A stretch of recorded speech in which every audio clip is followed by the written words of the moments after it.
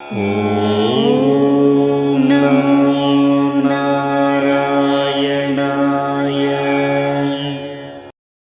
லட்சுமி கடாட்சம் நேயர்கள் அனைவருக்கும் வணக்கம். பொதுவாக இந்த அமாவாசை நாளில் ஏன் சுப காரியங்கள் செய்யக்கூடாது, நல்ல காரியங்கள் செய்யக்கூடாது என்று அதை பற்றி நாம் பார்ப்போம். அதாவது அமாவாசை வந்தாலே பொதுவாக ஒரு நல்ல நாள் தான், அன்னைக்கு நல்லதை எது வேணாலும் செய்யலாம் என்று சொல்வார்கள். முக்கியமாக சில வேளையில் முக்கியமான சுப நிகழ்ச்சிகள் தான் அன்றைக்கு செய்ய மாட்டார்கள். ஏன் என்றால் அமாவாசை என்பது பித்திருக்களுக்கென்று அவர்கள் வழிபடுவதற்கென்று ஒதுக்கப்பட்ட ஒரு தினம். நம் முன்னோர்களால் பித்திருக்களுக்கென்று ஒதுக்கப்பட்ட ஒரு தினம். எனவே அன்றைய தினத்தில் எந்த சுப காரியம் செய்ய மாட்டார்கள். இதற்கு மேலும் ஒரு காரணம் உண்டு. எனவே அமாவாசை என்று வேறு எந்த காரியம் செய்யக்கூடாது என்று சொல்லிவிட்டார்கள். அதற்கு இன்னொரு காரணம் பார்த்தோமானால், அமாவாசை அன்று சந்திரனும் சூரியனும் ஒரே கட்டத்தில் இருக்கும். இப்போது சித்திரை மாதம் மேசராசியில் சூரியன் இருக்கும். இதே சித்திரை அமாவாசை என்று பார்த்தீர்களானால் சூரியன் சந்திரன் அதே மேசத்தில் இருக்கும். எனவே தான் அது ஒன்று. என்ன காரணம் என்றால், அமாவாசை முடிந்த பிறகு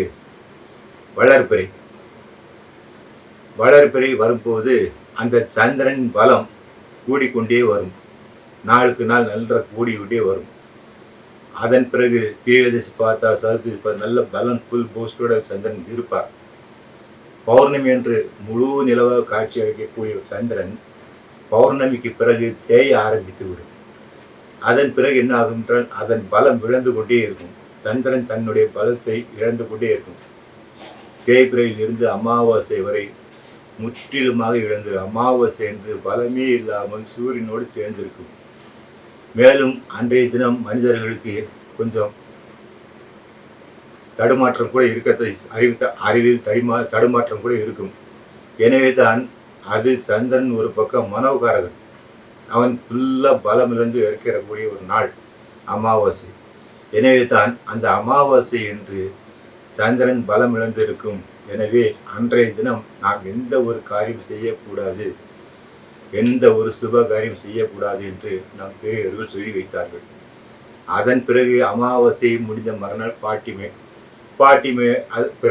பிறகு துவிதியை வந்துடும். துவிதை அன்று சந்திரன் தெரிய ஆரம்பித்து விடுவார். அதன் பிறகு தன்னுடைய வலிமை கூடிக்கொண்டே வரும். வளர்பிறை சந்திரன் மிகவும் நல்லது, சுபர். எனவே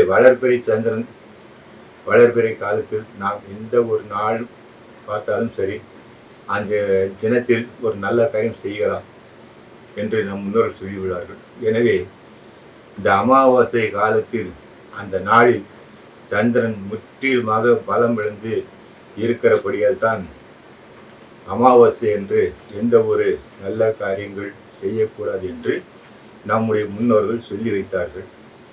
இந்த வீடியோ உங்களுக்கு பிடிச்சிருக்குன்னு நினைக்கிறேன். லைக் செய்து ஷேர் செய்யவும் மறவாமல் சப்ஸ்கிரைப் செய்யும்படி கேட்டுக்கொள்கிறேன்.